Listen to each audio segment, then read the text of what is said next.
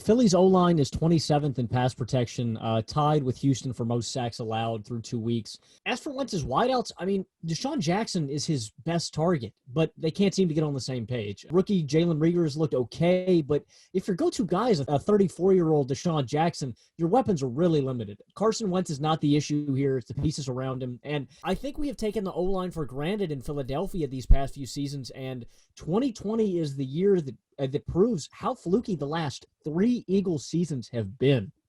I completely agree. And I think that when you look at these first 2 weeks, yes, Wentz has struggled. 2 touchdowns to 4 interceptions, has not been exceptional in either game, and has made some big-time mistakes.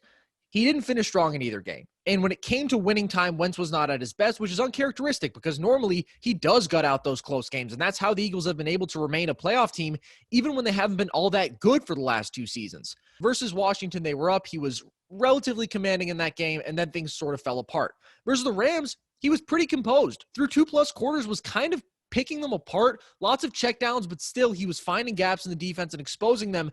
They were driving to take a lead early in the third, and then he threw a pick in the end zone, and then everything spiraled out of control. So I'm not saying that he's excused for that, but has he played a terrible 2 games?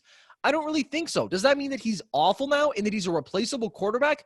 No, because over the last 3 years, this guy has thrown 81 touchdowns to 21 interceptions. He's one of the most dangerous out-of-the-pocket passers there is, a genius playmaker when he's at his best, where he makes throws where you think, man, only maybe Russell Wilson, Patrick Mahomes, and Aaron Rodgers can do that, and he's a winner.